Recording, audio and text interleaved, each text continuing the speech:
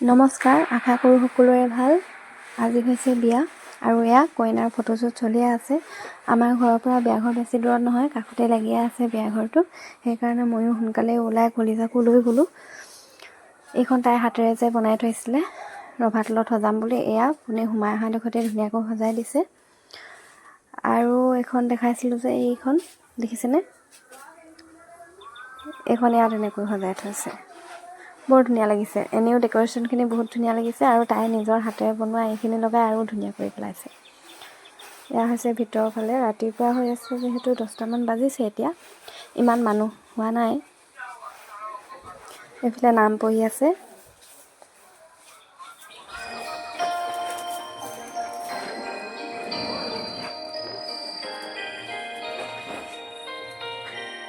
এয়া 11টামান বজাত জোৰোণ পালেহি আৰু এয়া জোৰোণৰ দৃশ্য।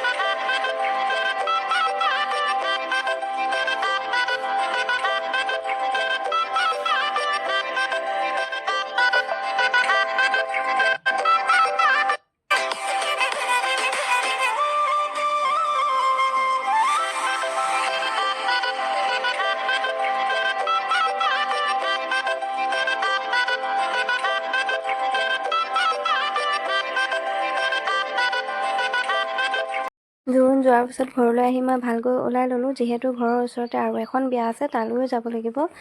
এয়া মোৰ লুকছটো দেখাই দিছোঁ। মই নিজেই চিলোৱা হয় কাপোৰযোৰ, আৰু ব্লাউজটোও মই নিজেই ডিজাইন কৰি চিলোৱা।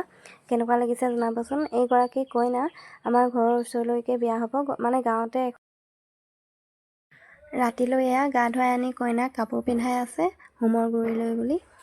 আৰু গা ধুৱাওঁতে মই নাপালোঁ, কলিজা শুই আছিলে যিহেতু, সেইকাৰণে ময়ো শুই গ'লোঁ। আৰু এতিয়া উঠাৰ কাৰণে মই আহিলোঁ, তাইক লৈ আহিছোঁ। আৰু এয়া দৰা আহিছে বুলি